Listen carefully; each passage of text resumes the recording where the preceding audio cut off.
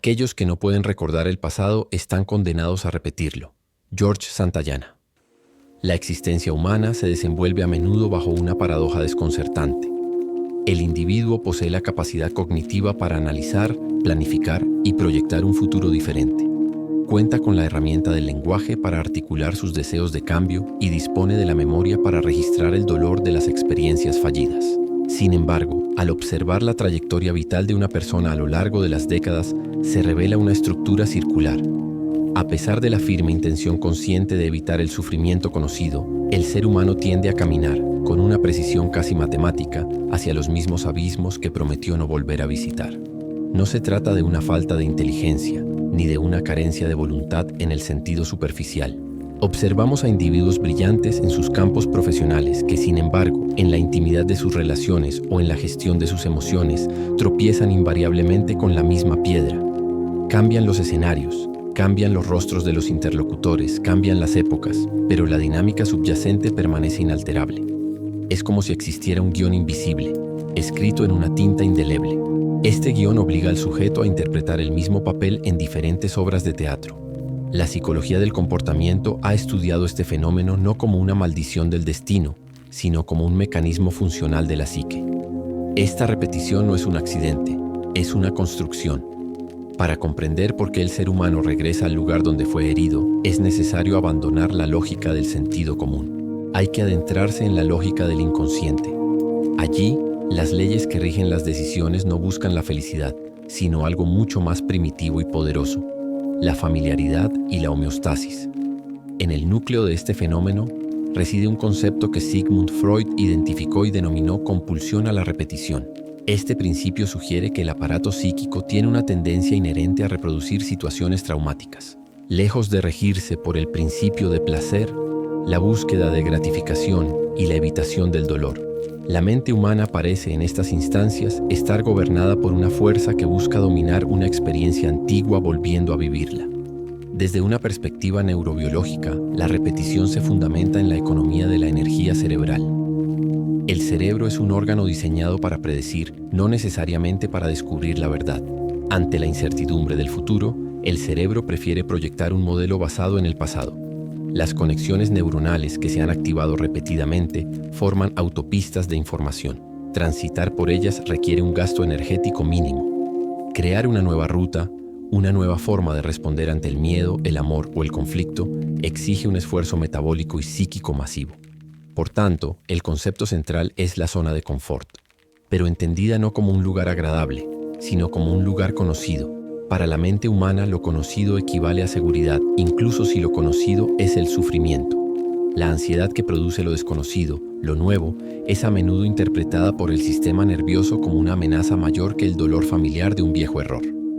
El error se repite porque en la estructura interna del sujeto, ese error ya ha sido cartografiado. El individuo sabe quién es dentro de ese sufrimiento. Salir del bucle implica entrar en un territorio donde la identidad se disuelve. Y ese vacío existencial es lo que el comportamiento repetitivo busca evitar. Este mecanismo se manifiesta en la realidad tangible. Uno de los escenarios más comunes es el ámbito de las relaciones. Se observa cómo una persona elige sistemáticamente parejas que confirman sus creencias dolorosas.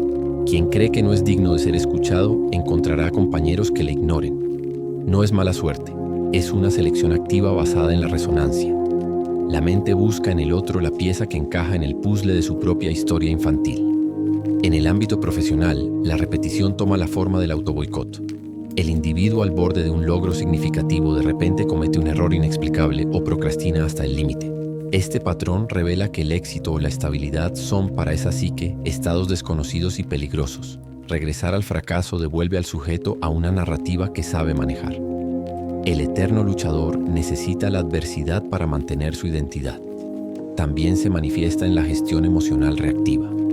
Ante una crítica, una persona puede responder siempre con la misma explosión de ira defensiva o retirada hacia el silencio. Aunque la situación requiera matices, la respuesta es automática y rígida. Es un programa ejecutado por defecto. Estos bucles cotidianos no son hechos aislados, sino la superficie visible de un iceberg estructural. Al profundizar en los estratos más hondos de la psique, descubrimos que la repetición es, en esencia, un intento fallido de reparación. El ser humano no repite el pasado simplemente por hábito. Lo hace con la esperanza inconsciente de que esta vez el resultado será diferente. Es el intento de la psique de tomar una situación pasiva, algo que le sucedió generalmente en la infancia, y convertirla en una situación activa. El niño que se sintió abandonado provoca como adulto situaciones de abandono para intentar sobrevivir a ellas una y otra vez, buscando una maestría sobre esa herida original que nunca llega. Aquí entra en juego la teoría del apego. Durante los primeros años, el cerebro codifica qué significa amar y estar seguro. Si el amor estuvo vinculado a la ansiedad, el cerebro adulto asociará la tranquilidad con el aburrimiento. Por ello, una relación sana puede sentirse incorrecta para alguien acostumbrado al caos. La compulsión a repetir el error es en realidad una lealtad invisible a esos primeros mapas de la realidad. Además, la repetición actúa como un mecanismo de defensa contra la disgregación de la identidad. El yo se construye alrededor de narrativas. Soy el que siempre ayuda. Soy el incomprendido. Si el individuo dejara de repetir los comportamientos que provocan esto, tendría que reescribir quién es. La muerte simbólica del viejo yo es necesaria para el nacimiento de nuevas conductas, y el ego posee una resistencia feroz a su propia muerte. Existe también una dimensión vinculada a la profecía autocumplida y la proyección. El mundo exterior actúa como una pantalla donde el individuo proyecta su mundo interior. Si una persona alberga desconfianza, actuará con hostilidad. Estas conductas provocarán que los demás se alejen, confirmando la premisa inicial: no se puede confiar. El error se repite porque el sujeto es el arquitecto inconsciente de la reacción ajena.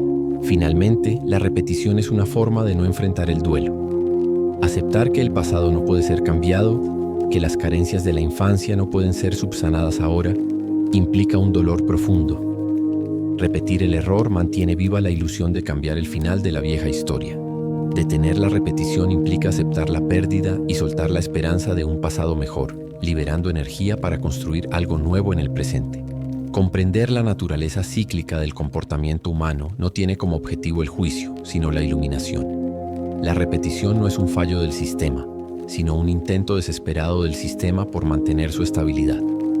Observar estos patrones requiere una mirada compasiva, capaz de reconocer que el individuo ha hecho lo mejor que ha podido con las herramientas emocionales y los mapas mentales que heredó.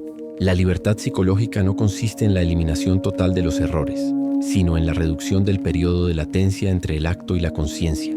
Es la capacidad de observarse a uno mismo en medio del bucle y reconocer el camino transitado.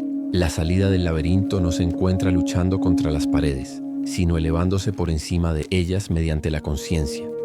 Al hacer visible lo invisible, el destino se transforma. El destino deja de ser una fuerza externa y se convierte paulatinamente en una elección interna. El ciclo puede no desaparecer, pero puede transformarse en una espiral. Se pasa por el mismo punto, pero cada vez a un nivel de mayor comprensión y menor sufrimiento.